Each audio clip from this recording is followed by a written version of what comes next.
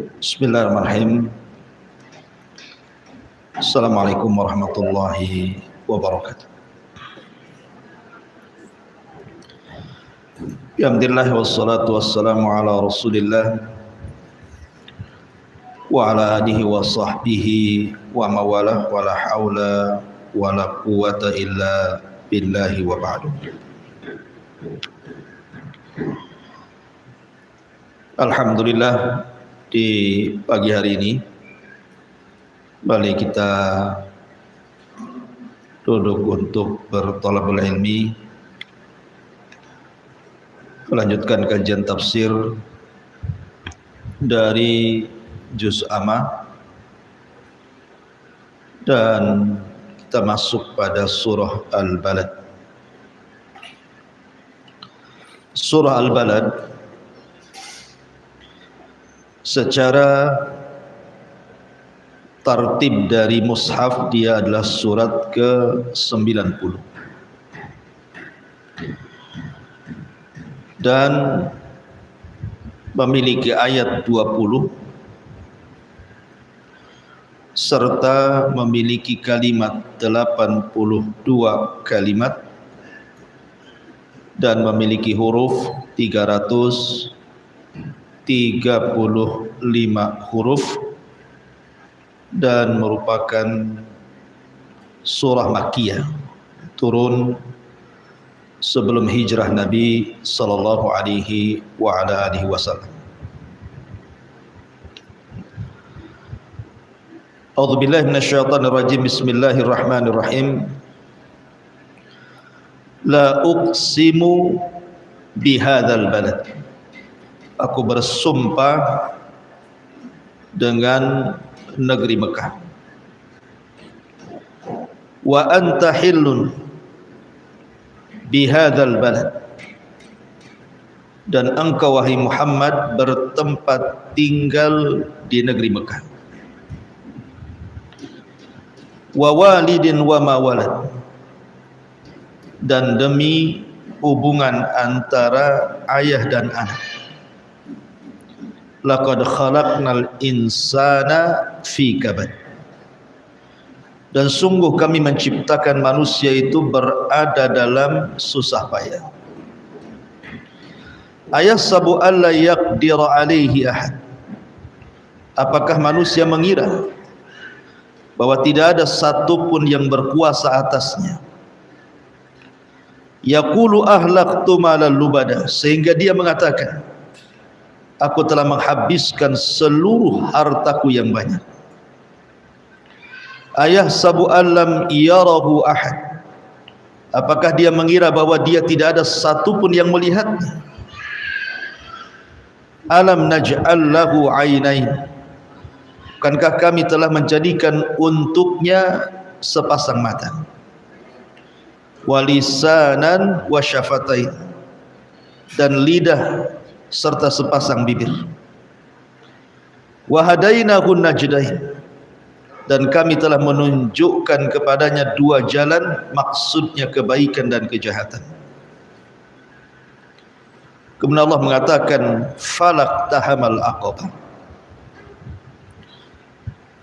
Maka jangan seperti itu. Hendaklah dia menempuh jalan yang mendaki lagi sukar. Fakku raqabah wa ma adraka mal aqabah. Tahukah anda jalan yang mendaki lagi sukar itu? Fakku raqabah, yaitu melepaskan perbudakan ataupun hamba sahaya. Au it'amun fi yaumin dhi basghabah, ataupun memberi makan pada hari terjadinya kelaparan. Yatiman dha maqrabah, atau memberi makan kepada anak yatim yang ada hubungan kerabat. Au miskinan dha matrabah, atau memberi makan kepada fakir miskin yang sangat fakir. Thumma kana minal ladzina amanu wa tawassaw bis sabri wa tawassaw bil marhamah. Kemudian dia termasuk orang-orang yang beriman yang saling berpesan kepada kesabaran dan kasih sayang. Ulaika ashabul maimanah. Mereka orang-orang yang beriman dan saling berpesan itu adalah golongan orang-orang kanan. Walladzina kafaru biayatina hum ashabul masy'amah. Dan orang-orang kafir yang mendustakan ayat-ayat kami, mereka adalah golongan orang-orang kiri. Alaihim narum muqsadah. Bagi mereka neraka yang sangat tertutup dengan rapat. Taib. Kita coba meringkas tafsir ini sebab kalau dibentangkan panjang pembahasannya.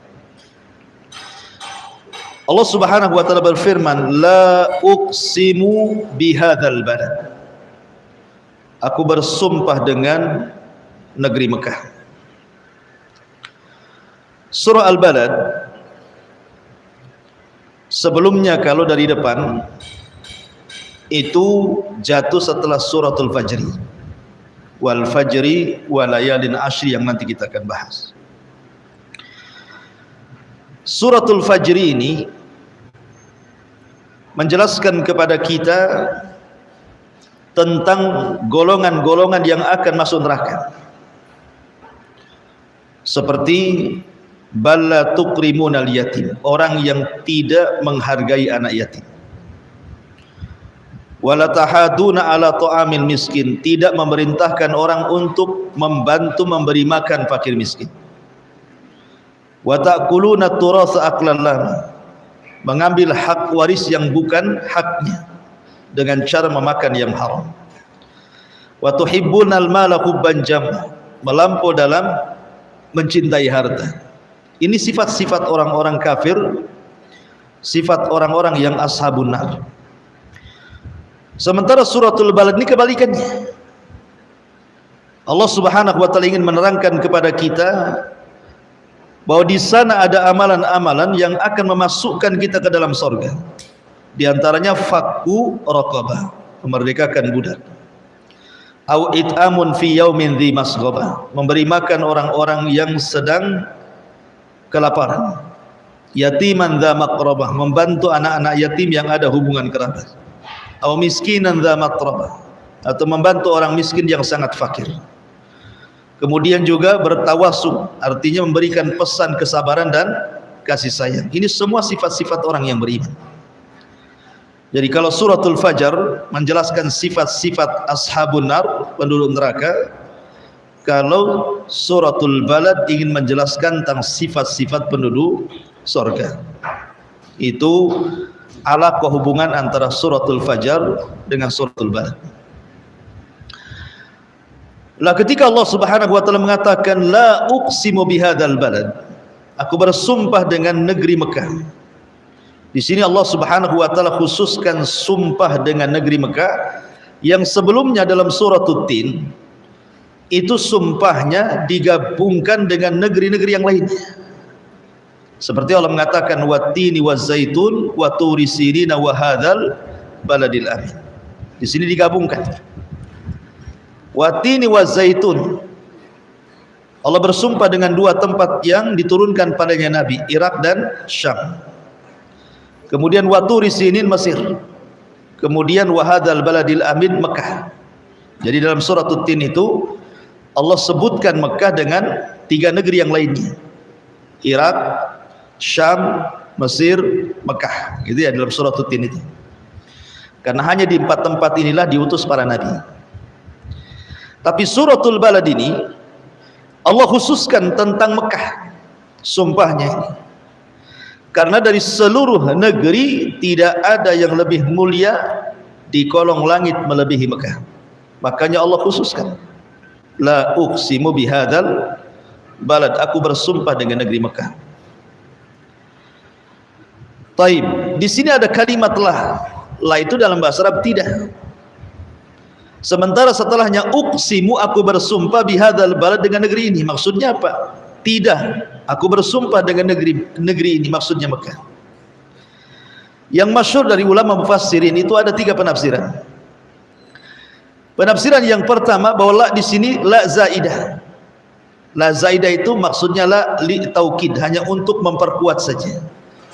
Seolah-olah kalau kita artikan la uqsimu bihadzal balad itu, wallahi demi Allah, sungguh-sungguh aku bersumpah dengan negeri Mekah. Ini satu penafsiran. Jadi la di sini tidak ada artinya, hanya zaidah tambahan saja. Seperti Allah mengatakan la uqsimu biyaumil qiyamah. Kemudian yang kedua, la di sini artinya sebagai bantahan kepada orang-orang Quraisy yang mereka mengingkari adanya hari kiamat. Jadi orang-orang Quraisy itu tidak yakin adanya kiamat, tidak yakin adanya hari kebangkitan, tidak yakin adanya hisab dan balasan surga neraka, itu tidak yakin mereka. Sehingga Nabi SAW mengatakan, la, tidak perlu aku tanggapi, tidak perlu aku bersumpah dengan negeri ini untuk membantah mereka bahwa tidak ada kiamat, karena kiamat itu pasti datang. Ngapain bersumpah? Kiamat itu pasti datang. Wa inna sa'ata la'atiyatun la raiba fih, kata Allah, sungguh kiamat itu tidak ragu lagi akan datang. Cuman kapan waktunya wallahu a'lam, yang jelas di hari Jumat. Ya. Jadi Rasul tidak perlu bersumpah lagi. Ngapain bersumpah-sumpah? Ya. Ini yang pertama. Yang kedua, yang ketiga, la uqsimu bihadzal balad, sesuatu yang jelas itu tidak perlu disumpahkan. Aku bersumpah dengan negeri Mekah. Ngapain bersumpah sesuatu yang sudah jelas? Ya, negeri Mekah memang ada. Seperti kiamat itu ada, ngapain bersumpah dengan sesuatu yang jelas? Tidak perlu disumpahi. Ya. Ini yang ditafsirkan para ulama, la uqsimu bihadzal balad. Taib, kenapa Allah Subhanahu wa taala bersumpah dengan negeri Mekah? Saya ulangi, karena tidak ada negeri yang lebih mulia di kolong langit melebihi negeri Mekah. Dan negeri inilah, ya, ibu-ibu yang dimuliakan Allah Azza wa Jal, pertama kali kalam Allah turun. Kalimat Allah Subhanahu wa taala jatuh pertama kali di negeri Mekah. Apa kalamnya? Rabbana zalamna anfusana wa illam taghfir lana wa tarhamna lanakunanna minal khasirin. Inilah kalimat yang pertama kali turun di Mekah dan tidak turun di tempat lain. Kapan itu? Ketika Allah Subhanahu wa taala menurunkan Adam dan Hawa. Banyak khilaf di antara ulama tentang di mana Adam turun, Hawa di mana turun. Tetapi yang jelas bahwa sebagian ulama menguatkan bahwa Adam turun di India, yang sekarang disebut dengan Sri Lanka.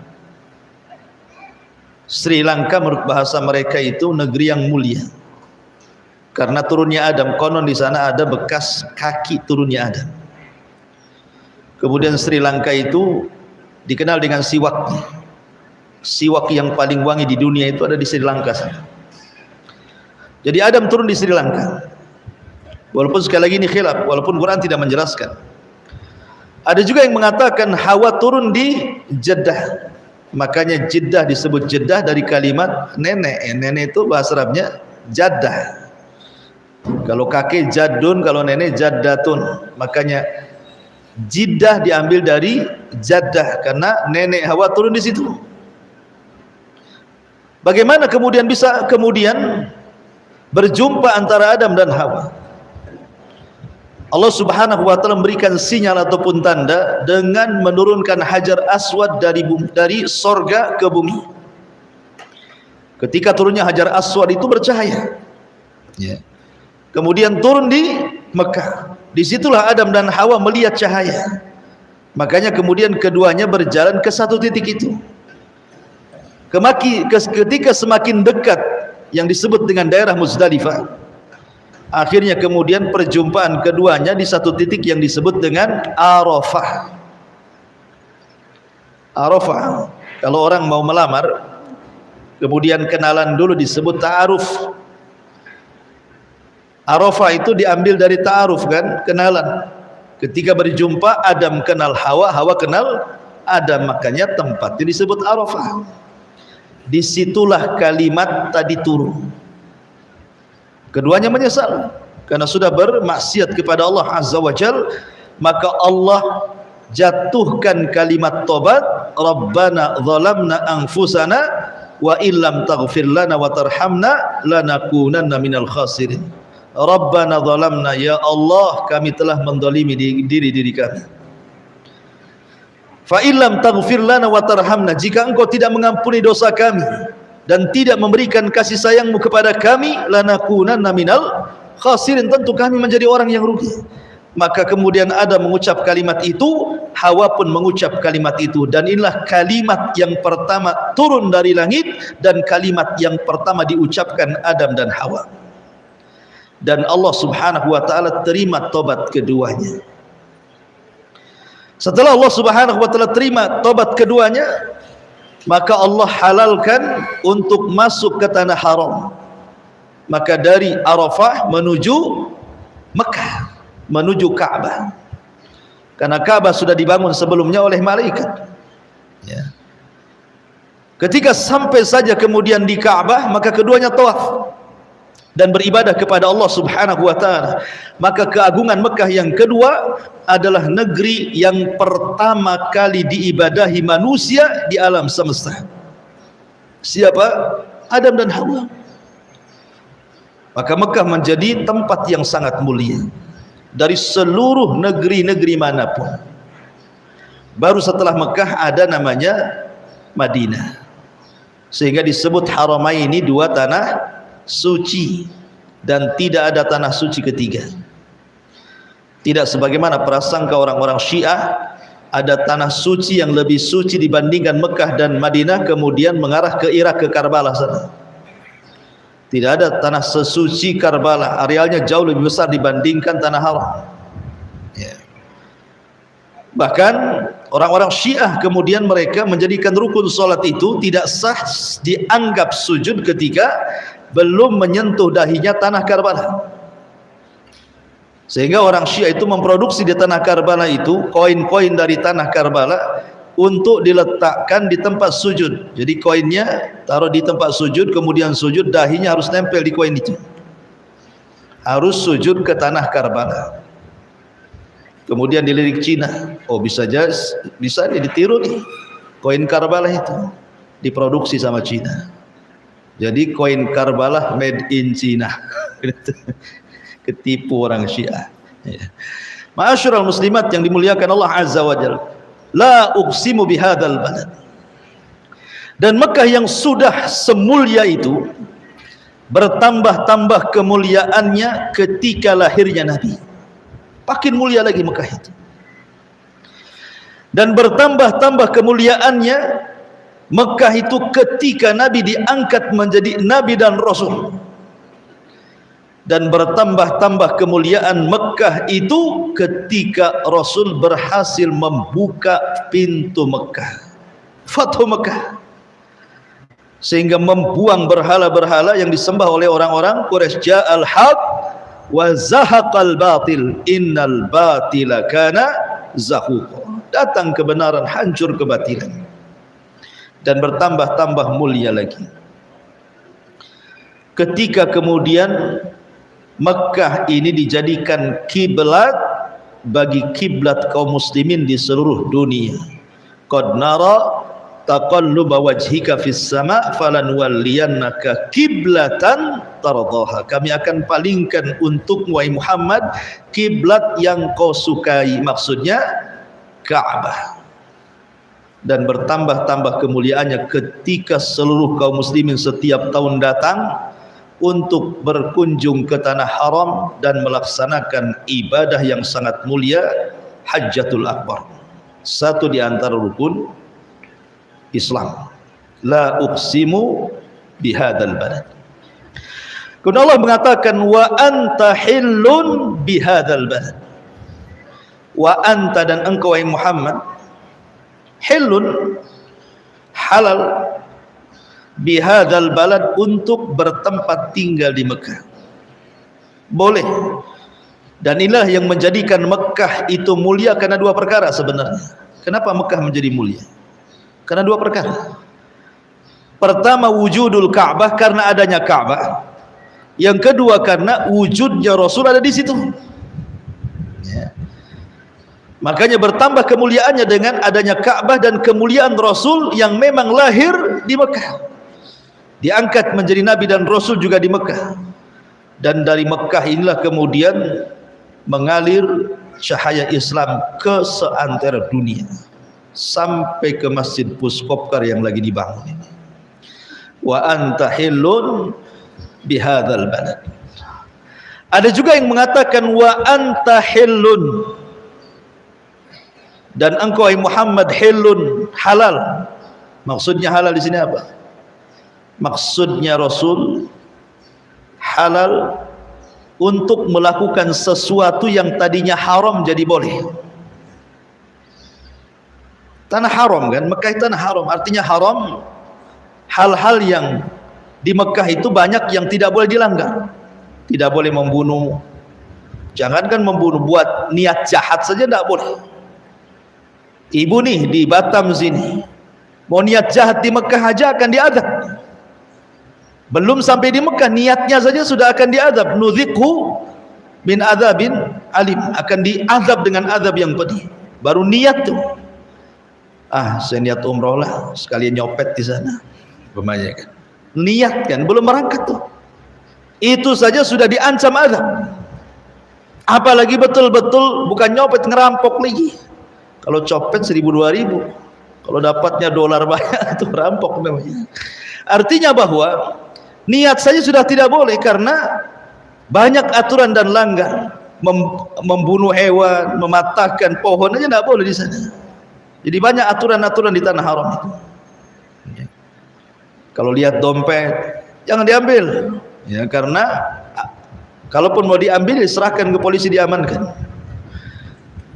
Lah tetapi hal-hal yang diharamkan itu bagi Rasul, wa anta, dan engkau Muhammad hilun, ada perkara-perkara yang dihalalkan tempo-tempo tertentu. Contohnya adalah ketika Rasul Fatu Mekah, Nabi SAW membebaskan seluruh penduduk Mekah dan mengatakan kemudian permusuhannya kepada Rasul tidak diampuni oleh dia.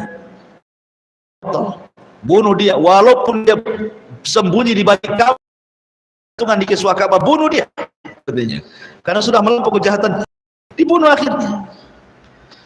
Dan ada dua orang yang disebut akan dibunuh oleh Nabi SAW berlindung ke rumahnya Ummu Hani. Karena Ummu Hani itu bibinya Rasul, dan dari tempat itu pula Rasul pernah melaksanakan Isra Mi'raj kan di rumah Ummu Hani. Ya. Rasul sangat memuliakan Ummu Hani sehingga ketika dua orang ini berlindung kepada Ummu Hani datang kepada Rasulullah, "Ya Rasulullah, dua orang ini sudah meminta perlindungan kepadaku." Maka kata Rasulullah, "Laqad ajartu man ajati." Aku sudah melindungi orang yang kulindungi. Selamat dia lah, karena dia sembunyi di rumah Ummu Hani. Ya. Di atas tertentu Rasul dihalalkan untuk menumpahkan darah di tanah haram. Itu pun waktunya terbatas. Di Fatu Mekah itu boleh membunuh hanya dari waktu pagi sampai asar saja. Setelah asar tidak boleh. Dan sampai sekarang hanya khusus baginda. Kemudian penafsiran yang ketiga justru terbalik. Wa antahil, artinya engkau di hadal bala di negeri Mekah. Padahal tidak boleh membunuh itu.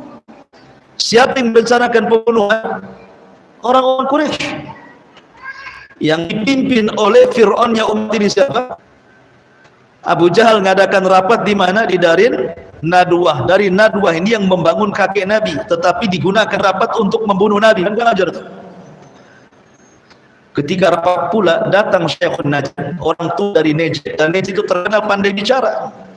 Rupanya Syekhun Najd ini jelmaan daripada iblis. Kemudian ikut rapat. Ibu bayangkan kalau ibu rapat ada iblis duduk di situ, kacau nggak rapatnya? Kacau lah ya. Tiba-tiba Abu Jahal kemudian berpendapat, bagaimana kalau setiap kabilah kirimkan satu anak muda, kita bunuh rame-rame si Muhammad itu supaya tidak ada kisos. Paling tidak diat. Nah, kalau dia bayar diat, kasihlah 100 ekor unta, kita urunan. Iblis berdiri, cocok aku dengan kamu. Iblis kata Abu Jahal, harus jadi iblis. Berarti memang Abu Jahal ini di atas iblis dia pendapat. Jadi Rasul pernah diancam untuk dibunuh, padahal ini telah Mekah. Wa anta hillun, dan engkau dihalalkan darah wahai Muhammad di tanah Mekah gitu. Ada juga mentafsirkan seperti itu. Intinya wa anta hillun, bertempat tinggal di Mekah, dan inilah yang menjadikan sekali lagi Mekah itu menjadi mulia karena adanya Rasul dan juga adanya Ka'bah. Kemudian Allah bersumpah lagi, wa walidin wa ma walad, demi hubungan sang ayah dengan anak. Ada yang mengatakan sang ayah di sini artinya Adam alaihissalam, karena Adam ini yang pertama kali beribadah di Ka'bah dan keturunan. Ada juga yang mengatakan yang dimaksud walid di sini artinya Ibrahim, karena Ibrahim juga ada erat kaitan dengan Ka'bah karena dia yang meninggikan Ka'bah. Ibrahim itu yang meninggikan Ka'bah, bukan membangun, ya pondasinya sudah ada. Makanya Allah bahasanya wa idh yarfau Ibrahimul qawaida wa Ismail. Ibrahim hanya meninggikan, dia tidak membangun. Karena Ka'bah itu sudah dibangun malaikat Allah Subhanahu wa taala, kemudian roboh, baru Ibrahim membangun kembali. Adapun anak di sini artinya Ismail. Jadi Allah bersumpah dengan Ibrahim dan juga Ismail karena keduanya yang membangun Ka'bah. Bahkan Ibrahim inilah disyariatkan padanya haji menjadi syariat bagi seluruh turunannya termasuk Nabi SAW dan umatnya. Syariat haji, syariat Ibrahim. Ya, banyak syariat Ibrahim yang kita lakukan. Salah satunya haji dan kurban, syariat Ibrahim, dan menjamu tamu dan yang lainnya. Ya. Ada juga yang mengatakan wa walidin wa ma walad. Wali di sini artinya setiap orang tua, setiap orang tua yang saleh, wa ma walad, dan anak yang saleh. Tentu Allah bersumpah dengan yang baik-baik, ya. Jadi beruntung kalau ada orang tua yang saleh punya anak yang saleh, masuk pada sumpah di sini.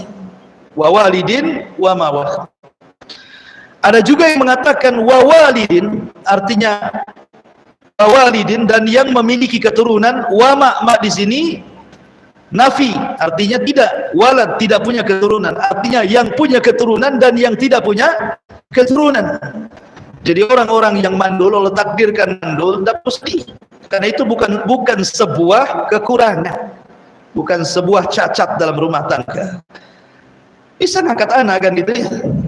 Tidak mesti kemudian ya kalau ibunya yang mandul bapaknya nggak bisa kawin lagi. Tapi kalau bapaknya yang mandul ibunya yang tidak, akan lagi. Artinya bahwa bisa ngambil anak kan, jadikan anak angkat bagi dia, ya.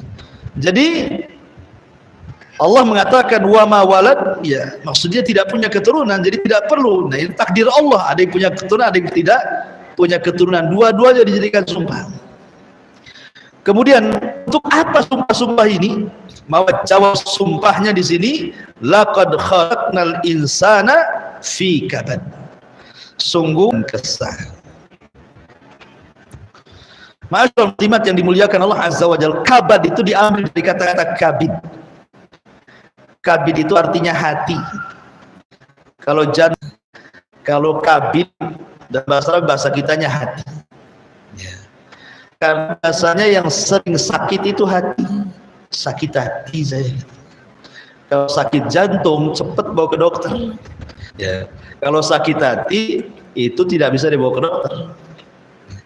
Lah kabad itu dari kabid. Karena biasanya yang menjadikan orang susah itu bersumber dari hati kita ini yang susah gitu. Dan di sini Allah Subhanahu wa taala ingin menjelaskan maksudnya apa, laqad khalaqnal insana fi kabad. Dan sungguh kami ciptakan manusia dalam keluh kesah dan kesulitan. Artinya manusia itu sejak di kandungan ibunya sampai dia lahir, sampai dia remaja, dewasa, tua, mati, masuk alam kubur di padang mahsyar, itu tidak pernah akan ada senangnya manusia itu. Ya. Sejak dalam rahim itu sudah nggak senang itu, karena ketergantungan kepada ibunya kan. Kalau ibunya makannya kurang sehat, pengaruh kepada anaknya. Ya. Kemudian ketika persalinan terus dipotong tuh,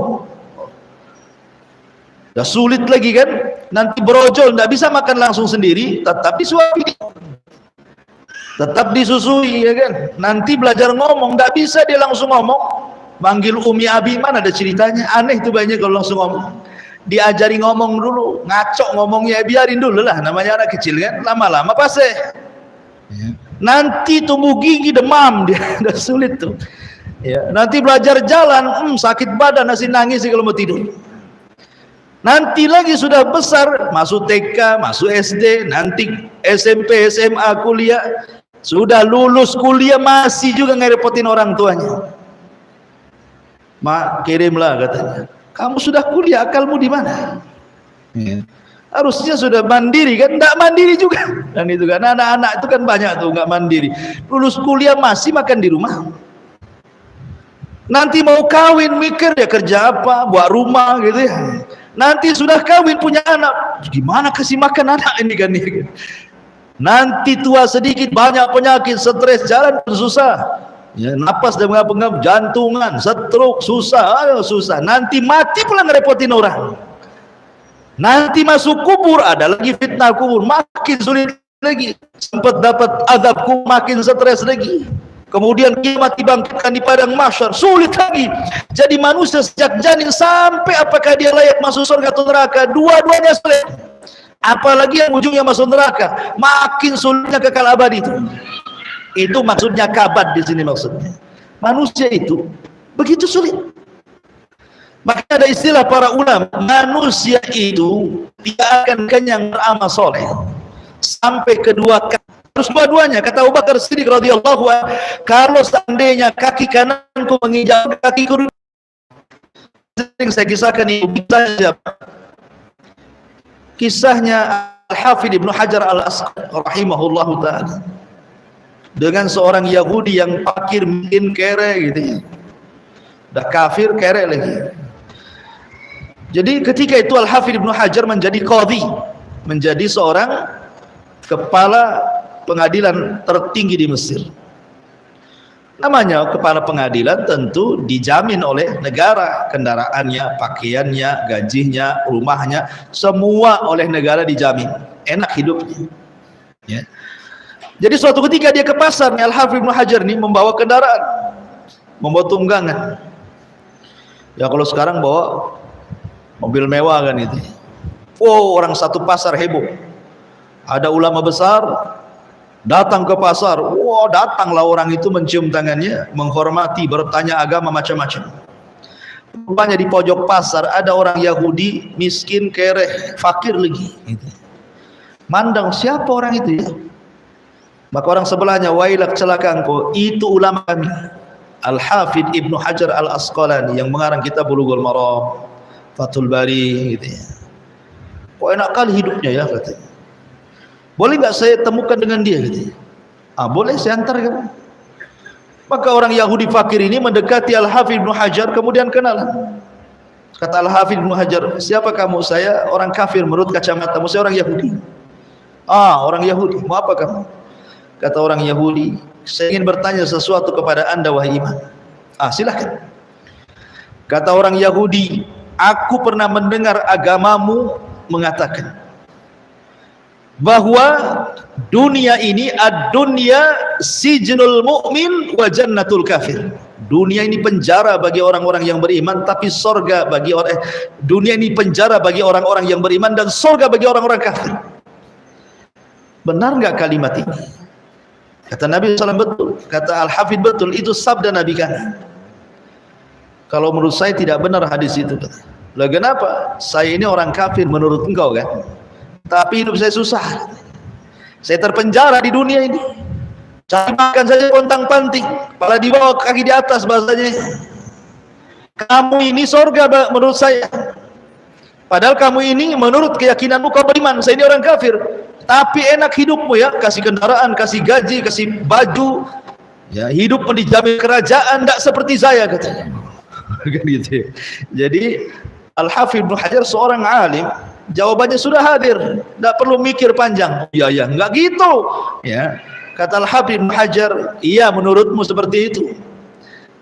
Boleh saya jawab? Kata orang Yahudi, boleh. Begini, saya walaupun sudah digaji kerajaan, pakai kendaraan, dijamin semuanya, tapi saya masih belum beristirahat untuk ibadah. Masih wajib kepadaku sholat. Saya belum bisa istirahat dari sholat. Masih wajib bagi saya puasa Ramadan. Saya belum bisa istirahat dari puasa Ramadan. Masih wajib saya haji. Masih wajib saya ini itu. Dan saya harus baca Quran, saya zikir, saya mengajar, saya memberi fatwa, saya macam-macam. Dan itu tidak ada istirahatnya. Sampai kedua kakiku masuk surga baru istirahat. Saya masih di penjara dengan ibadah. Adapun kamu bebas, ya kan itu. Kamu bebas, surga bagimu. Tetapi akhirat neraka jauh lebih perit kalau kau masuk di situ dibandingkan kau merasakan keperitan di bumi. Masih mending kau di bumi daripada kau masuk neraka, katanya. Itu surga bagimu. Gitu ya. Tapi bagiku masih terpenjara sampai aku masuk ke dalam surga. Tapi bagimu di dunia penjara sampai kau masuk neraka, katanya. Akhirnya dia berpikir, kemudian pergi. Jadi di sini Allah mengatakan laqad khalaqnal insana fi kabad. Jadi manusia itu tidak pernah ada istirahatnya. Manusia itu pasti ada saja masalah. Jadi ibu, kalau ada masalah baca surat ini. Laqad khalaqnal insana fi kabad. Ya memang ini diciptakan keluh kesah. Ya sudah apa adanya. Kita tidak akan bisa istirahat, pasti kita akan lelah. Ini ada masalah sedikit baru selesai, datang pula masalah yang lain. Masalah yang lain ini baru dicarikan jalan penyelesaiannya, datang pula masalah yang lebih besar. Itulah manusia. Ya. Pasti akan mengalami semuanya. Enggak ada ceritanya dikiranya orang kaya itu senang. Kata siapa? Senang, iya, kekayaan bisa menyumbangkan kesenangan. Tapi mereka lebih pusing daripada itu. Coba orang yang punya perusahaan itu, yang karyawannya ribuan itu. Apa enggak stres mikir gaji sekian ribu karyawan tuh? Nanti dekat-dekat lebaran pikir THR dia. Nanti ketika saingan bisnisnya makin stres nih, gimana saingan sebelah? Kan?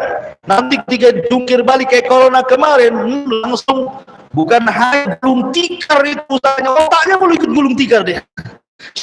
Apalagi mau dipikirkan kan? Karena harus mikir macam-macam. Nah, masih enak ibu perasaan. Nah, ada mikir membantu pun tidak, membantu pun tidak. Ya, jangan kemudian dipikir mereka tidak stres. Stres jauh lebih stres daripada ibu. Berapa banyak orang kayak gila tuh? Stres. Ya. Semua stres. Jangan orang kaya, dukun aja ada yang bunuh diri.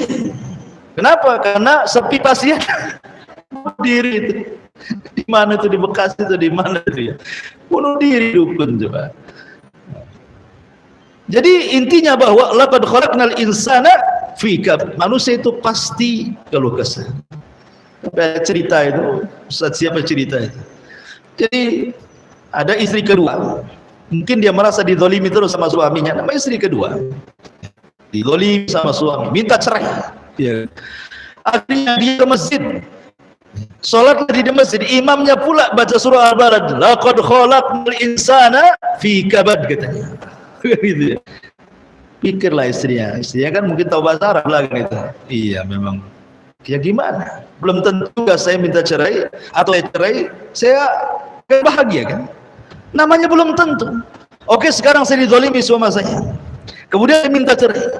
Kemudian saya menceraikan. Apakah kemudian saya hidup sendiri akan bahagia? Belum tentu juga, apalagi banyak punya anak. Siapa yang ngasih makan anaknya? Siapa yang beli dia? Siapa yang namanya hidup? Pernah hidup bersama, beda dengan tiba-tiba hidup sendiri kan? Nikah lagi, belum tentu suaminya juga lebih baik daripada suami sebelumnya kan? Namanya semua berkutat dengan takdir itu. Ya, itulah memang kabad. Itulah kabad. Seperti itu kabad. Makanya kenapa Nabi SAW mengatakan Rasul itu kalau mengamalkan sesuatu maka istiqomah dengan amalan. Karena ada orang berbisnis bosanan kan? Buka nih, pengen bisnis apa? Jual cincau gitu. 2 bulan kadang ada yang beli kan, stres. Gulung tikar, belum apa-apa baru buka tuh. Pikir kerja lain. Ini modal belum ketutup, pinjam lagi, buka lagi. Apa namanya? Perusahaan cilok bakar namanya kan. Belum apa-apa, stres gak ada beli. Sampai kapan? usaha nggak ada yang jalan, kasih utang semua kan, makin stres kan. Jadi ma'asyiral muslimat yang dimuliakan Allah Azza wa Jalla, jadi namanya hidup di dunia itu tidak lepas dari kabad, nah gitu kata Allah ya. Jadi kalau ibu lagi stres, baca surah Al-Balad, khususnya di ayat surah Al-Balad nomor siapa ini? Laqad khalaqnal, nomor 4, ayat keempat. Laqad khalaqnal insana fi kabad. Enggak usah nangis. Ya Ibu ya. Pada masalah baca nih. Oh iya, laqad khalaqnal insana. Saya ini insan. Ya pasti kabad lah kan itu. Selesai itu urusan. Bukan berarti baca ayat ini langsung hilang. Bukan maksudnya untuk menghibur. Biar enggak stres sekali gitu maksudnya. Laqad khalaqnal insana fi kabad. Kemudian Allah mengatakan ayah sabu allan yaqdir alaihi ahad. Bentuk kabadnya apa? Ayah sabu allan yaqdir alaihi ahad. Apakah manusia, kan sebelumnya Allah menyebut kata al-insan. Biasanya kalimat al-insan itu ditujukan kepada orang kafir. Kalimat insan itu biasanya ditujukan kepada orang kafir, khusus bagi ayat-ayat dalam juz amma yang sifatnya makiyah. Sebab kalimat insan itu jarang yang konotasinya positif, biasanya konotasinya itu negatif. Karena al-insan ini biasanya ditujukan kepada akhlak-akhlaknya orang kafir. Apa akhlaknya orang kafir itu? Ayasabu allan yaqdiru alaihi ahad. Apakah manusia itu mengira bahwa tidak ada yang berkuasa atas sehingga dia bisa berlaku sekehendaknya?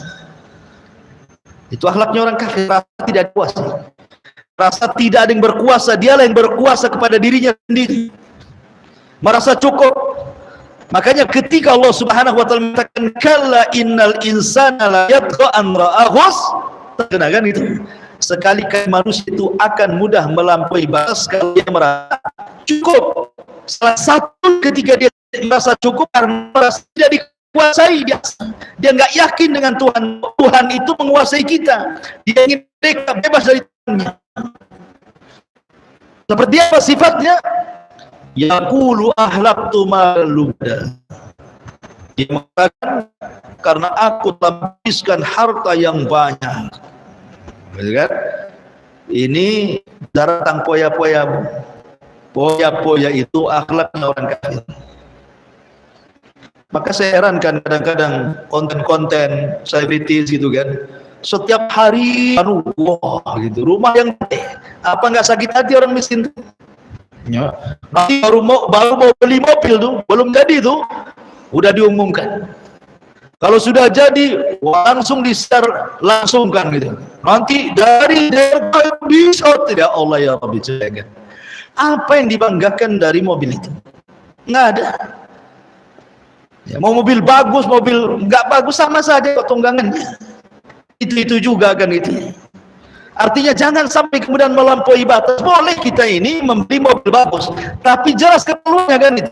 Masa satu rumah sampai 5 mobil itu, sampai nggak ada bagasi depan pula, nggak itu diparkirkan. Sudah nggak manfaat tidak ada. Ya. Kecuali mungkin diberikan kepada anak-anak yatim, fuqara gitu ya, untuk lain lagi gitu. Kadang-kadang masyarakat muslimat yang dimuliakan Allah Azza wa Jalla, makanya di sini Allah mengatakan yaqulu ahlaktu maluban.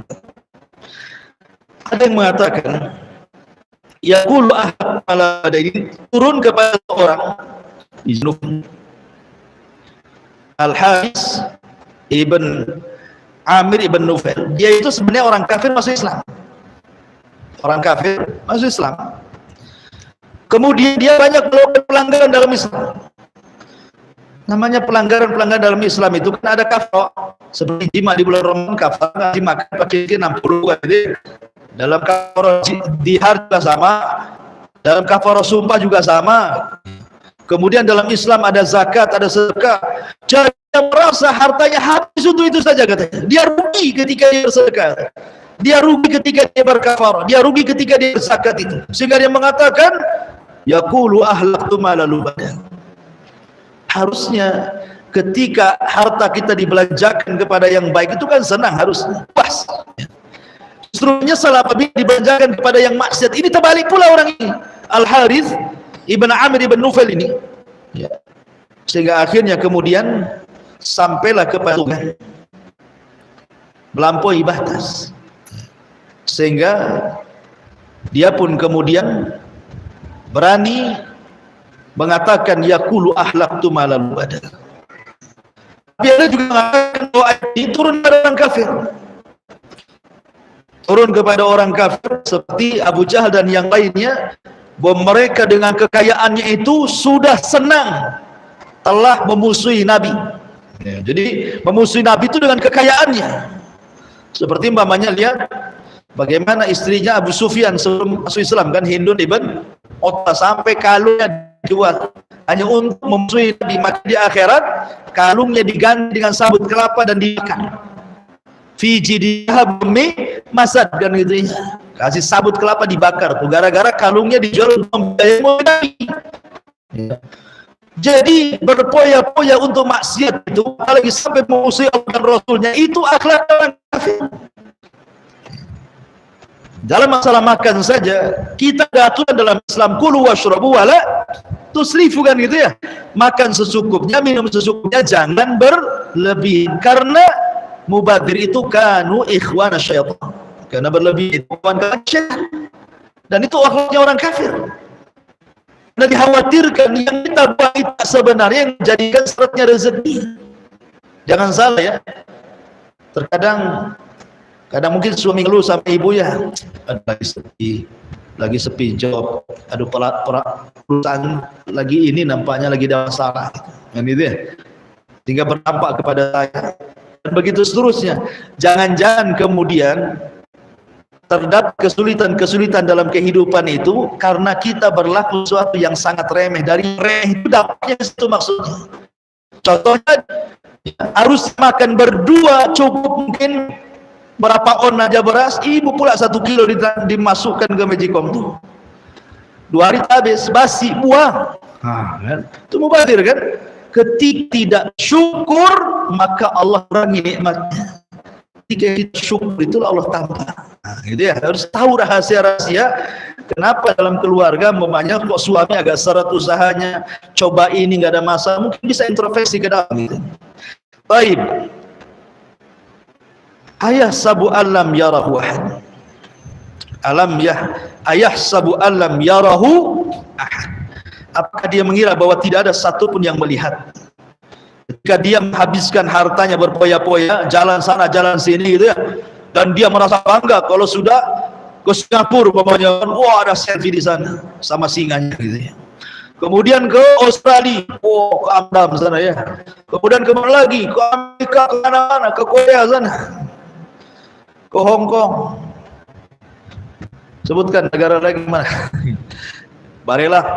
Jadi sudah merasa senang kali dia, bangga pula dari situ. Padahal ziarah ke negeri kafir. Padahal seandainya untuk jalan ke Saudi umroh itu bisa berkali-kali itu. Kenapa dia tidak ke sana berkali-kali? Atau umpamanya datang ke yang jomblo, saya biaya kau nikah, senang tuh.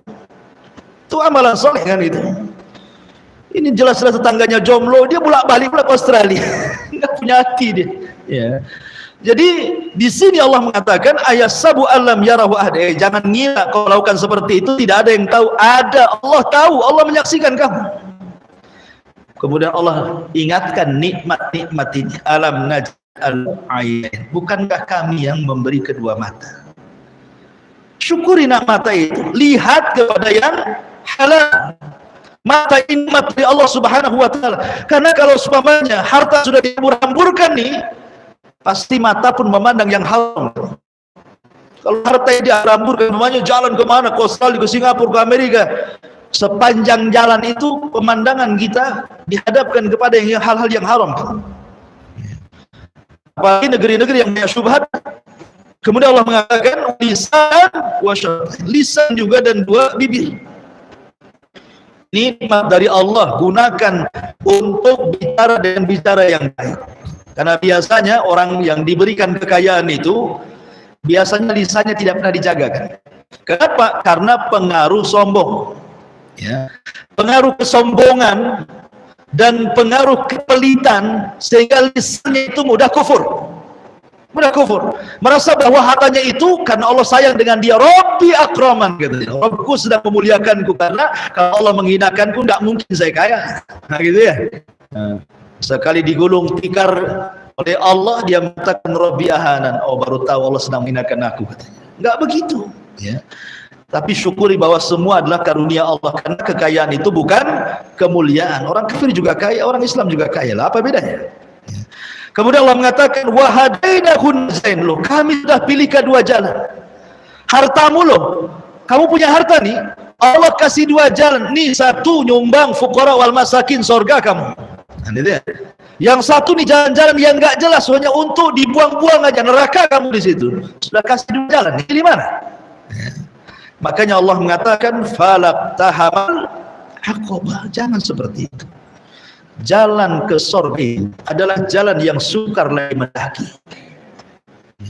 Aqabah itu dalam bahasa Arab itu sebuah bukit yang ada di Mekah, itu disebut Aqabah. Di Mekah itu ada namanya bukit, itu tinggi terjal, itu disebut Aqabah. Makanya Rasul pernah membaiat orang-orang Ansor 2 kali baiat di satu tempat namanya Aqabah.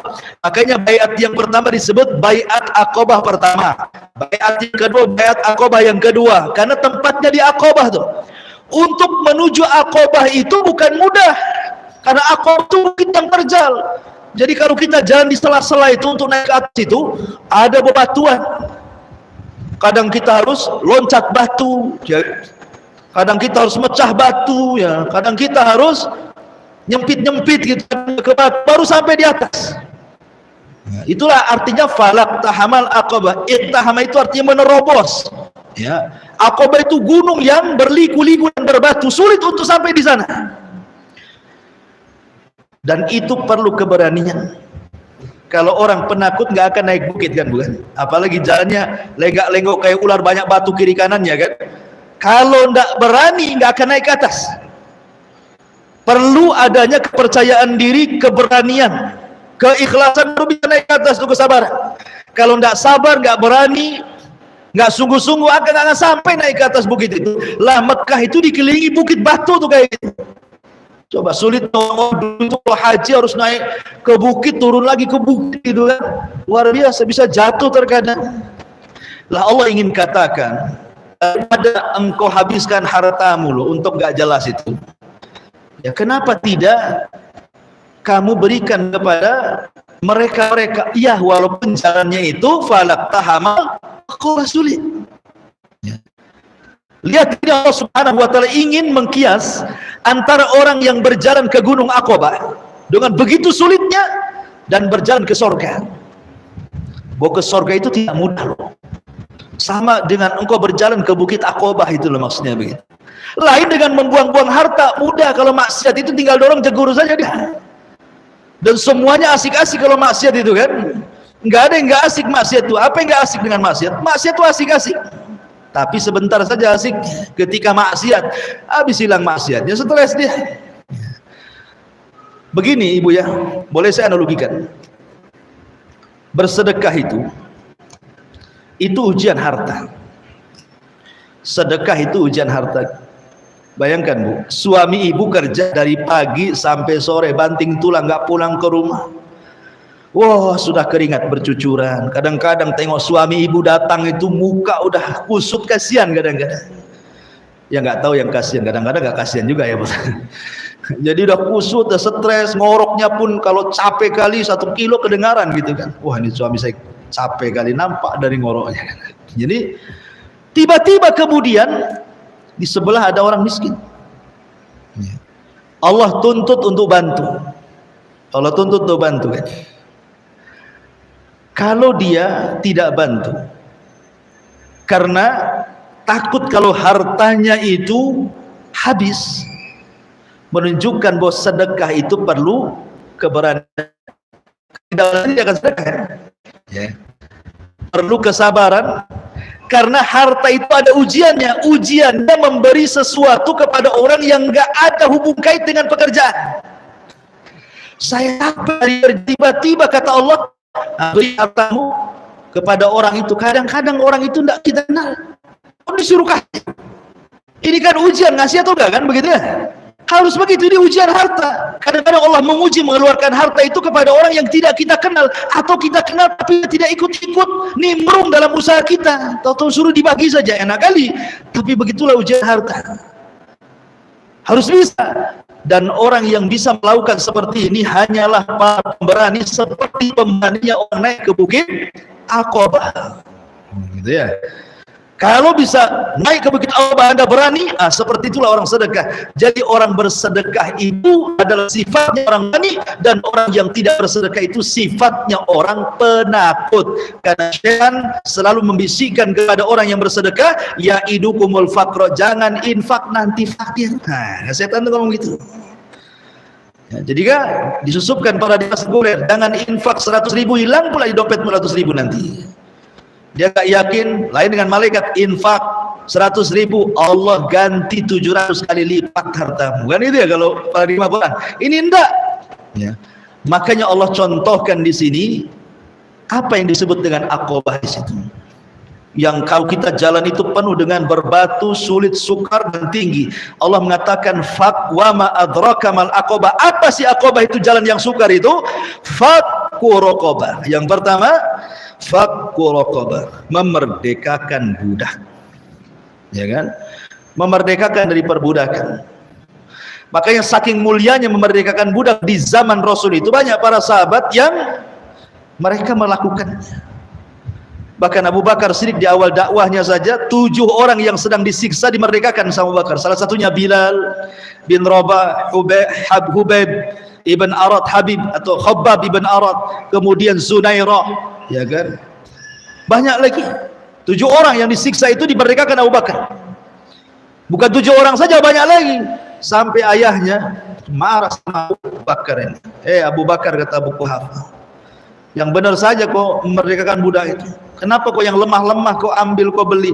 Yang kuat-kuat lah yang beli, yang tenaganya yang strong itu. Kalau untuk kerja enak, bisa melindungi kamu kalau kamu dibunuh orang, ya kan? Kata Abu Bakar, aku bukan itu tujuannya. Aku merdekakan itu a'tatuhum liwajhillah, karena aku merdekakan demi mendapatkan wajah Allah. Dari sini turun ayat dalam Al-Quran, wasayujannabuhal atqa alladhi yu'ti ma lahu yatazakka wa ma li ahadin indahu min ni'matin tujza illa ibtigha'a wajhi rabbihil a'la wa la sawfa yarda. Turun ayat ini kepada Abu Bakar Siddiq radhiyallahu.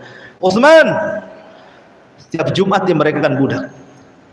Bahkan Nabi SAW menjadikan sebagian kafarah itu memerdekakan budak kan. Kalau jima di bulan Ramadan, apa kafarahnya di siang hari Ramadan? Salah satunya memerdekakan budak. Kafarah dalam dihar, ya kan, memerdekakan budak lagi. Jadi bahkan saking pentingnya fakku raqabah itu dijadikan kafarah. Ingat, perbudakan dalam Islam itu bukan seperti perbudakan barat yang difilmkan, disiksa-siksa gitu ya, kayak Romusa, kemudian disuruh pekerja tanpa dibayar. Tidak, Islam itu tidak kenal perbudakan seperti itu.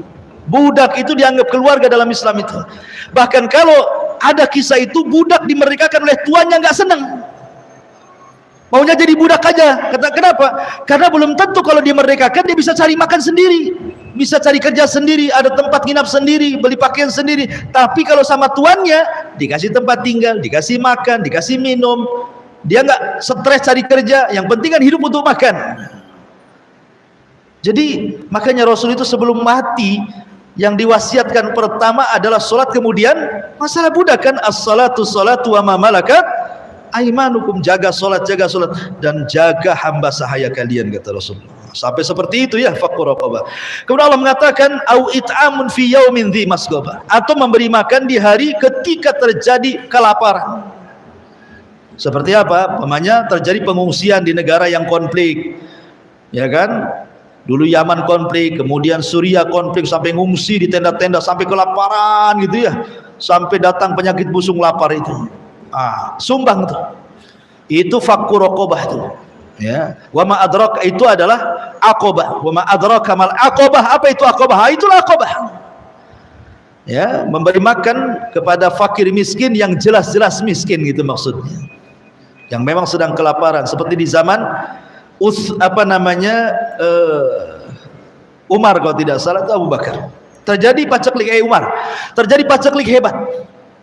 Utsman ini baru belanja dari Syam, belanja gandum dan yang semacamnya. Oh, para bisnismen datang kepada Utsman, ya Utsman, saya beli gandummu, kami akan berikan kau 3 kali lipat keuntungan. Yang lain mengatakan 4 kali lipat keuntungan, yang lain mengatakan 5 kali lipat keuntungan. Kata Utsman, tidak, aku sudah berjual beli dengan Allah, katanya. Aku sudah berjual beli dengan Allah yang lipatannya jauh dibandingkan lipatan kalian. Akhirnya semua kafilahnya diberikan kepada fuqara wal masakin saat kelaparan. Kemudian hartanya Khadijah habis ketika terjadi pemboikotan Bani Hashim oleh 18 kabilah tuh. 3 tahun terjadi pemboikotan tuh. Harta Khadijah habis hanya untuk ngasih makan orang-orang yang kelaparan karena diboikot masalahnya. Lihat Khadijah, ya, sampai habis hartanya hanya untuk memberi makan orang-orang yang sedang diboikot itu karena membela Nabi SAW. Ya, jadi itulah maksudnya di masghobah. Nah, kalau sekarang ini kalau ibu mau ngasih makan boleh diruli-ruli gitu kan, atau mungkin di tempat-tempat yang dia tidak layak, seperti mamanya tinggal di kolong-kolong jembatan, ya kan. Nah, ini kasihan, bantu mereka gitu. Itu namanya di masghobah. Kemudian au it'amu fi yaumin dhi masghobah yatiman dha maqrabah, atau anak yatim yang memiliki hubungan kekerabatan.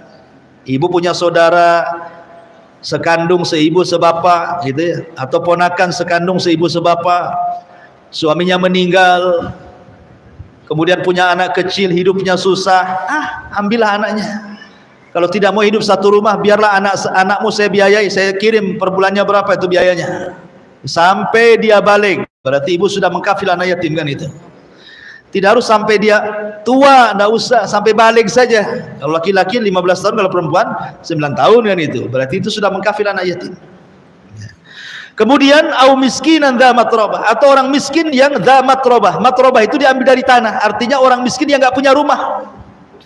Ya. Cari orang miskin yang nggak punya rumah tuh. Yang ngontrak-ngontrak nggak punya rumah, yang kasihan itu.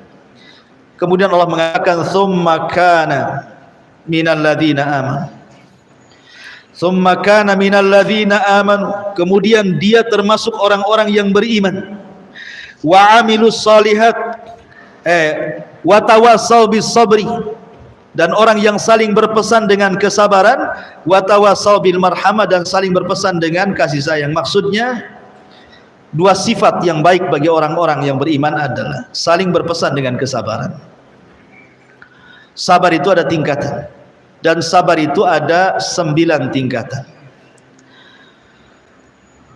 Pertama, sabar dibagi 3, kemudian kali 3, berarti 9. Sabar itu ada 3. Sabar ketika melaksanakan ketaatan, sabar ketika menjauhkan dari kemaksiatan, sabar ketika menghadapi qada dan keputusan ataupun qadar. Itu sabar ada 3. Sabar ketika melaksanakan maksiat, sabar ketika sabar ketika melaksanakan taat. 1. Sabar ketika menjauhi maksiat. 2. Sabar ketika menghadapi qada dan qadar. Sabar ketika melaksanakan ketaatan ada 3. Ada sabar ketika melaksanakan ketaatan lillahi, kemudian ada sabar ketika melaksanakan ketaatan billahi, dan ada sabar ketika melaksanakan ketaatan ma'allahi. Jadi ada lillahi, billahi, ma'allahi. Apa artinya? Artinya 1, sabar ketika melaksanakan ketaatan lillah. Lillah itu artinya ikhlas karena Allah. Jadi ibu melaksanakan ibadah itu ikhlas, ya, tidak perlu selfie bu. Lagi sholat tayangan khusus, langsung buka IG live, Facebook live, YouTube live. Nah, ikhlas itu, ya. Lillah saja, bismillah. Kemudian billahi, bi di sini artinya bi isti'anatillah. Sabar ketika melaksanakan ketaatan dengan meminta pertolongan kepada Allah. Ibu sampai di sini, Bu, kalau bukan karena pertolongan Allah, Bu, walaupun ibu sehat, ibu punya waktu, itu kaki kayak diborgol, Bu. Malas. Tapi kalau karena pertolongan Allah, nyantai saja ibu ke sini kan. Berarti ketika melaksanakan ketaatan kepada Allah, minta pertolongan. Kemudian yang kedua, yang ketiga, ma'allah, bersama Allah.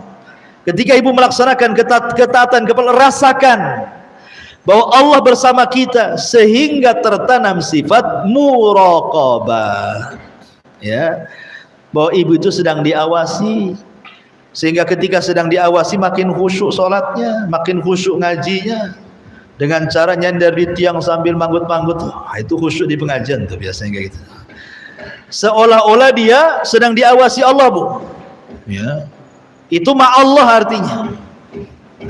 Kemudian yang kedua, sudah 3 kan? Yang kedua, sabar ketika menjauhi maksiat. Pertama lillah, menjauhi maksiat karena Allah, bukan karena habis duit. Kenapa lu tak judi? Kemarin habis, kalah. Bukan itu, ya kan? Artinya berhenti judinya karena kalah kan? Bukan karena Allah, nggak mau saya. Ya. Biasanya kau rajin tuh ke tempat lokalisasi itu.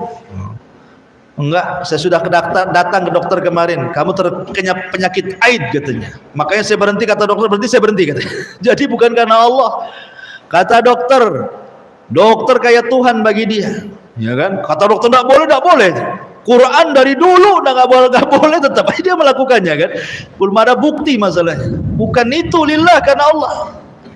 Kemudian ketika menjauhi maksiat, billah, dengan meminta pertolongan Allah, sebab kalau kita tidak ditolong Allah masih maksiat. Ya. Kemudian yang ketiga, Allah, coba merasa muraqabah bersama Allah. Bahwa di samping saya ini ada yang mengawasi, raqib dan atid. Di atas sana ada Allah yang mengawasi kita, Allah, sehingga takut lagi melangkah ke tempat maksiat. Ini sudah 6 ya. Kemudian yang terakhir, sabar ketika mendapatkan musibah ataupun nikmat ataupun ujian. Itulah qada dan qadar namanya. Sabar ketika menghadapi takdir lillah, ikhlas karena Allah. Ya gimana lah, sudah takdir, mau diapakan lagi. Anak harus meninggal, suami meninggal, ini gulung tikar. Lillah, ikhlas karena Allah. Lillah, inna lillah wa inna ilaihi raji'un. Semua datang dari Engkau ya Rabb, Kau ambil silahkan. Ya. Ikhlas karena Allah. Makanya Rasul mengajarkan kepada Ummu Salamah ketika mendapatkan suaminya meninggal dunia, katakan, ya Ummu Salamah, Allahumma jurni fi musibati, Allah berikan pahala kepada musibah yang menimpaku. Ikhlaskan semua karena Allah. Apapun musibah yang menimpa ibu, ikhlaskan, datang dari Allah. Boleh jadi Allah sedang mengangkat derajat kita. Kemudian yang kedua, billah, minta pertolongan kepada Allah agar bisa sabar. Karena kalau orang itu tidak sabar, Bu, dia caci maki Allah, Bu. Bukan orang aja dicaci maki, Allah dicaci maki dia karena tidak sabar kan? Minta pertolongan kepada Allah. Jangan sampai lisan ini kemudian mengeluarkan kata-kata yang kufur ketika menghadapi takdir musibah itu. Kemudian yang ketiga, ma'allah. Ya. Undang Allah kepada musibah ibu. Jangan ibu hadapi sendiri. Ya. Sebab musibah kalau dihadapi sendiri makin stres, Bu. Tapi kalau ikut serta dalam musibah ibu, insya Allah perkara besar pun akan terurai masalahnya sedikit demi sedikit. Insya Allah itu. Inilah 3 perkara sabar ketika menghadapi takdir. Jadi kalau dikumpulkan semuanya berapa? 9.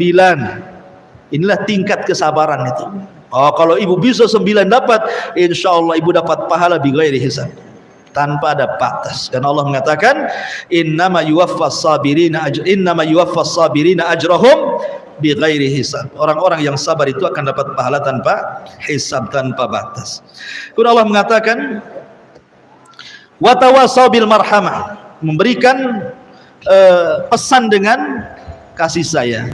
Dan kasih sayang pertama adalah orang tua, baru kerabat, baru anak yatim, baru fakir miskin, baru yang lainnya. Jadi yang pertama kali siapa? Orang tua. Umar bin Khattab pernah datang orang mengadu, ya Amirul Mukminin, aku sudah berlaku kepada ibuku sama seperti aku berlaku kepada aku sewaktu kecil dari ibuku. Artinya dia ingat masa kecilnya dulu waktu saya masih bayi, ibu yang menyuapi, ibu yang ngasih minum, ibu yang menikmati menceboki kotoranku. Sekarang kulakukan yang sama kepada ibuku yang sudah sakit. Pokoknya apa yang lakukan ibuku sejak kecil, aku lakukan dia ketika tua. Sudah cukup wahai Amirul Mukminin. Kata Umar, tidak. Walaupun sama 50-50, ibumu ngasih 50%, kau juga ngasih 50%, belum seberapa. Kenapa? Karena ibumu ngasih minum, ngasih makan. Ibumu pengen kau hidup bersama dia sampai dia tua. Tapi kau ngasih makan, ngasih minum, kau ceboki, kau nikmati memberi makan, minum, membersihkan kotoran ibumu itu, kau mengharap ibumu cepat mati. Kapan lah si ibu ini mati? Nyusahin anak-anaknya saja. Kan itu ya? Banyak anak-anaknya itu karena udah kelamaan sakit, akhirnya bosan anak-anaknya. Ya Allah, kalau kau cabut lebih baik lah ya Allah, katanya. Allah pula diminta. Ya kan begitu ya? Makanya jangan seperti itu. Watawa saubil marhamah. Makanya dalam doa itu apa katanya? Kata Allah, wa qur rabbirhamhuma kama rabbayani shaghira, kan? Ya Allah, ampuni dosa kedua orang tuaku, berikan rahmat dan kasih sayangmu kepada kedua orang tuaku kama. Nah, ini di sini penting nih kalimat kama ini. Kama rabbayani shaghira. Allah ingatkan kita dengan waktu kecil. Supaya ingat orang tua di waktu dia tua, gitu maksudnya. Makanya bahasanya kama rabbayani shaghira, sebagaimana dulu aku kecil dirawat dia, gitu maksudnya ya. Jadi memori kita ini mundur ke belakang. Sudah ingatkan lu ibu kita sama kita itu macam mana gitu kan. Kok sekarang ibu kita sudah tua, kita kurang ajar pula gitu ya.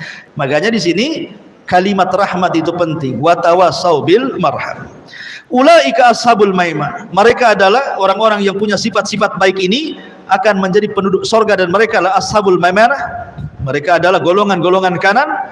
Walladzina kafaru bi ayatina hum ashabul masy'amah. Tapi orang yang sebaliknya dari sifat-sifat yang sudah dijelaskan, yang kufur dengan ayat-ayat kami, maka termasuk golongan yang kiri, balasannya alaihim narum muqsadah. Maka bagi mereka neraka yang rapat dan mereka susah keluar.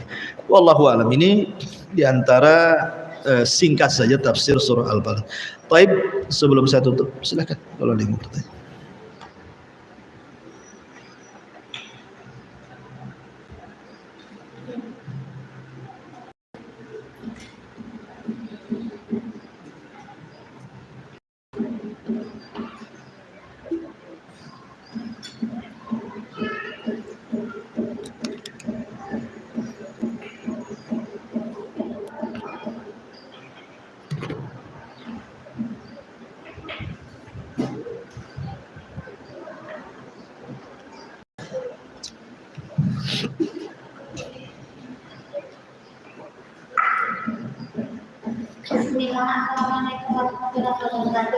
Waalaikumsalam. Begini Ustaz, kakak saya kan menyantuni kakaknya, kakak laki-laki, kakak perempuan saya menyantuni kakak laki-laki kan sudah meninggal. Dari adiknya laki-laki kan berumah tangga juga semua totalnya 3 keluarga. Terus yang kakak yang paling tua itu kan sudah meninggal, yang kedua. Terus dia umat Ustaz, iparnya itu istrinya umat. Setiap bulan itu dikasih uang untuk kebutuhan keluarga. Dia sudah janda berarti? Terus apa? Janda? Iya sudah janda. Oke. Kurangnya dari sini, akal tangan bilang kalau udah ngasih uang sama dia, nggak usah cerita sama saudaranya, biarin aja, nggak usah perlu, yang penting dirimu sama dia aja. Dia umat ini nih, katanya si ini itu nggak pernah kasih uang, padahal dia bilangnya uang sama dia itu nanggung 3 keluarga. Nah uang itu kan dia kan nganggur, suaminya itu kalau memang jadi manajer pondok indah kan, saja dia kan memakai uang itu kan harus izin sama suami ya Ustaz. Iya. Nah itu uang ganda itu ibaratnya ditabung demi untuk membantu keluarga. Jadi itu pertanyaan saya, itu ikhlas apa enggak, karena dia dituntut sama saudara, kamu itu gak pernah ngasih uang, jadi dia cerita dari A sampai terakhir. Masa astagfirullah, aku saudara dia sering kirim cerita-cerita sama tenang gak Ustaz? Iya. Bagaimana itu hukumnya? Sementara suaminya juga kalau ngirim ngirimin uang sewaktu masih hidup. Kan ada bukti transfernya kan? Ada. Ya, Ngirimnya pakai apa ngirimnya? pakai ATM lewat anaknya yang sudah jadi. Iya, kan ada bukti pengirimannya kan? Ada bukti resitnya kan ada kalau transfer ya kan? Itu yang kedua itu olehnya itu anaknya. Iya gini Bu ya, dengerin ya. Pernah saya contohkan ke Ibu itu.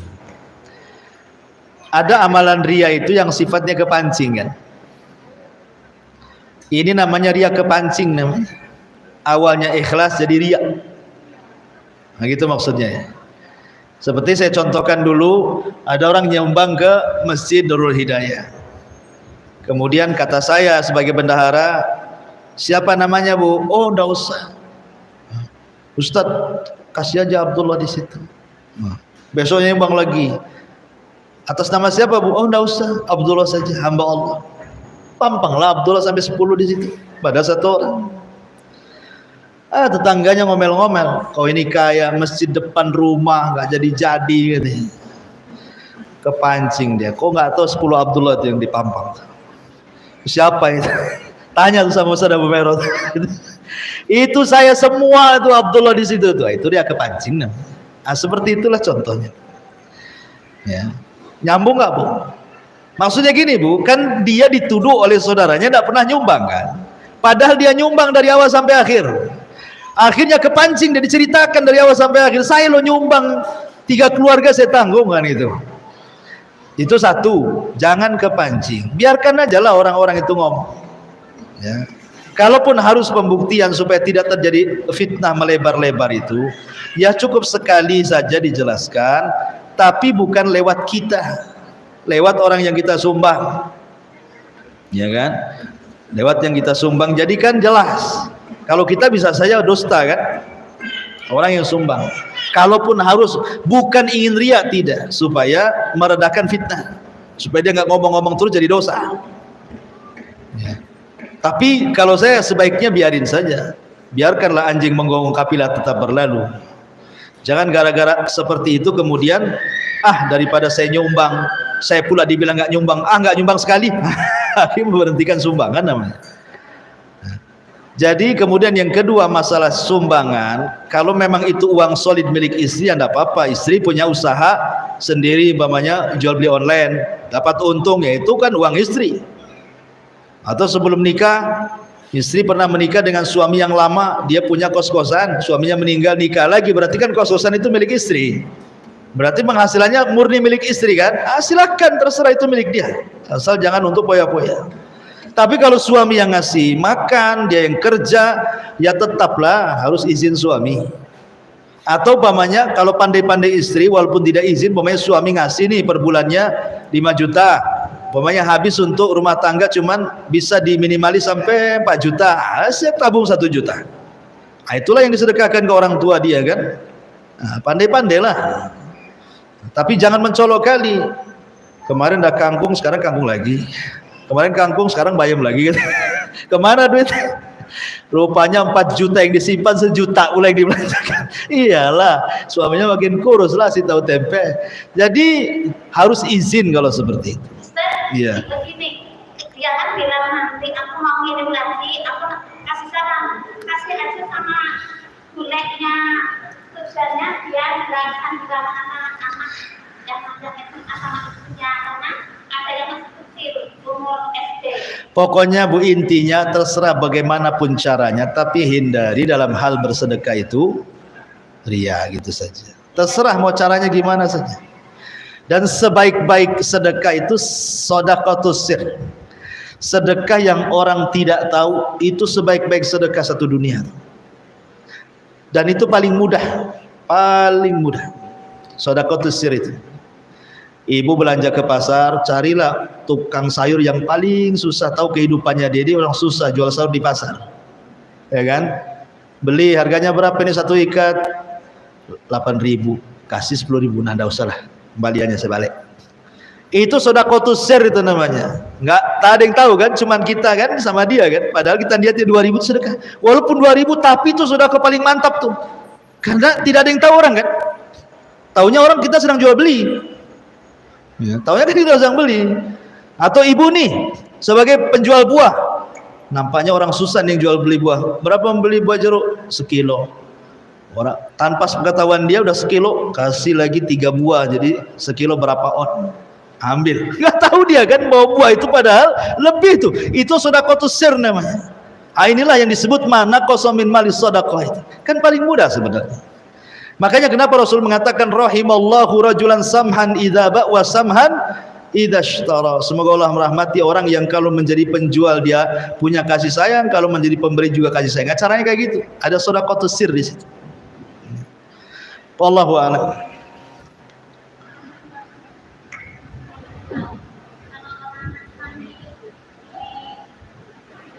Nasrani itu beli apa? Kita jual apa?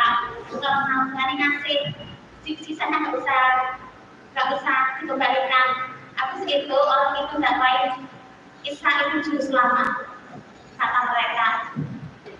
Maksudnya juru selamat itu kan? Iya, istilahnya jangan semua dokter itu beli kelompok cuma 6.000. Terus tidak baik bisa itu juru selamat kata mereka.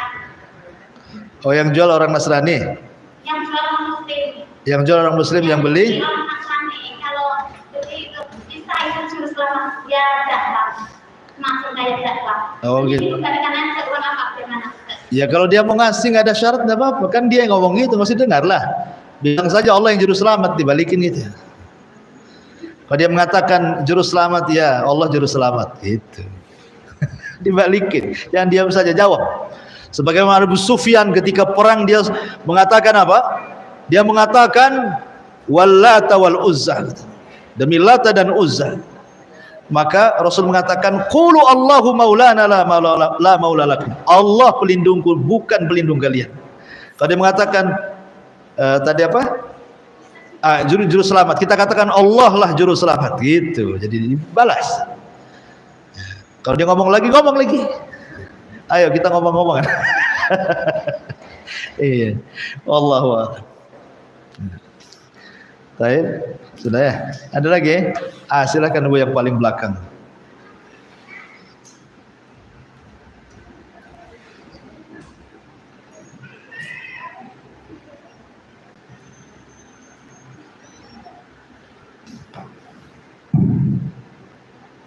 Bismillahirrahmanirrahim. Ya. Assalamualaikum warahmatullahi wabarakatuh. Waalaikumsalam warahmatullahi.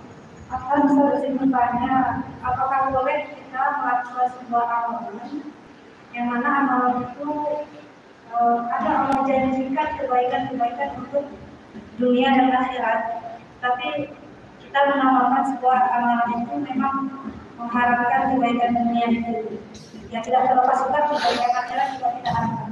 Apakah boleh? Ya, alhamdulillah. Al-amalu bi ghairillah. Amal bukan karena Allah itu ada beberapa macam. Ada yang diselip-selipkan saja. Contoh, orang jihad. Memang dia jihad karena Allah. Tapi dalam hatinya kalau ada dapat ghanimah, alhamdulillah, enggak juga enggak apa-apa. Itu maksudnya kan? Ya, saya jihad ini karena Allah. Seandainya pun di situ menang, dapat ghanimah, saya dapat bagian, alhamdulillah, enggak juga enggak apa-apa. Karena tujuan saya lillah. Tapi di situ kan terbentik ada keinginan dunia kan. Walaupun bahasanya seperti itu kan. Nah, itu mengurangi pahala. Sah ibadahnya jihadnya, tapi mengurangi pahala. Kenapa? Karena ada sedikit keinginan dari dunia. Ya. Sama dengan ibu haji.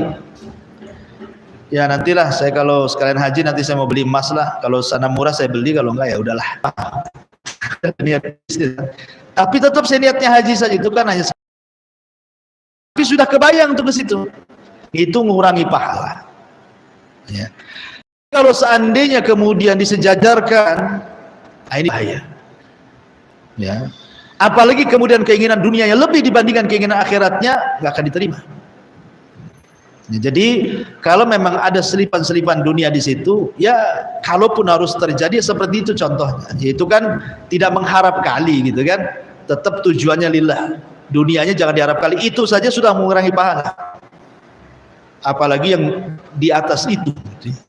Wallahu a'lam.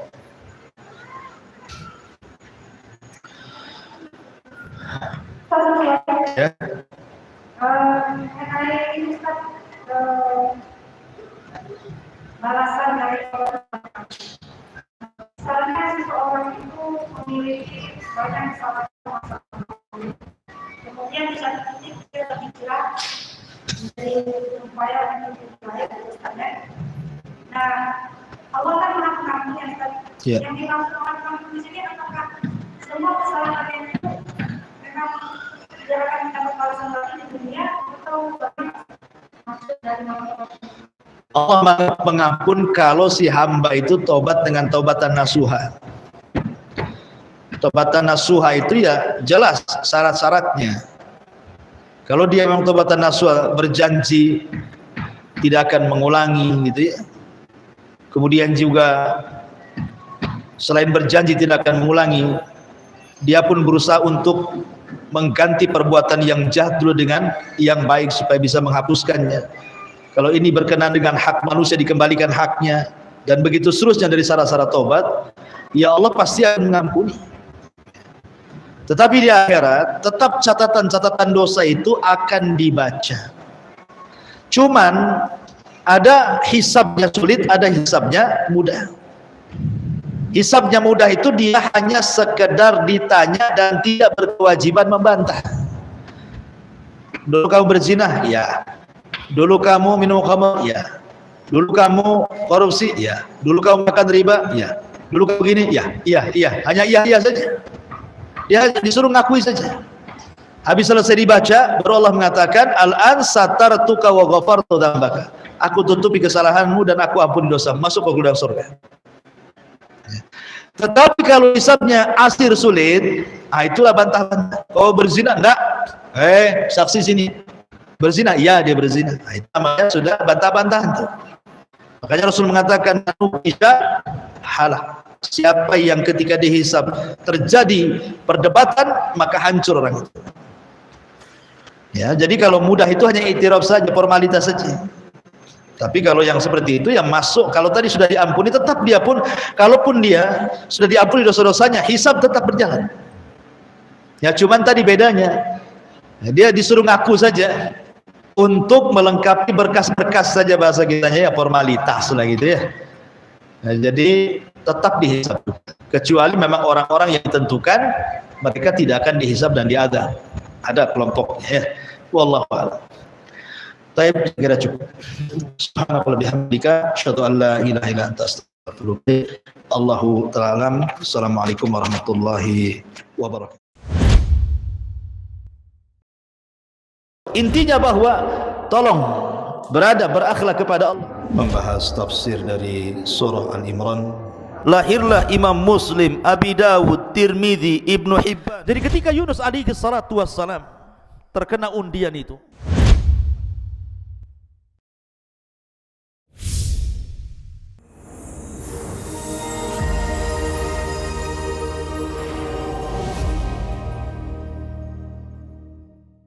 Nerosit memberikan perlindungan 24 jam dari keluhan asam lambung.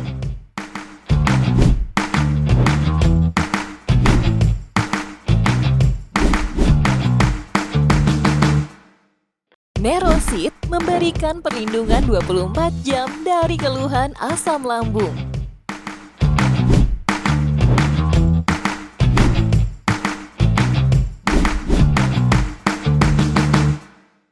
Nerosit memberikan perlindungan 24 jam dari keluhan asam lambung.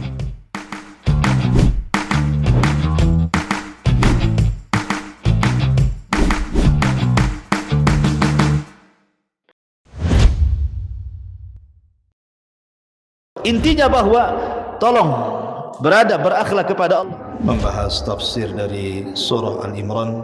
Lahirlah Imam Muslim, Abi Dawud, Tirmidzi, Ibnu Hibban. Jadi ketika Yunus alaihi salatu wassalam terkena undian itu,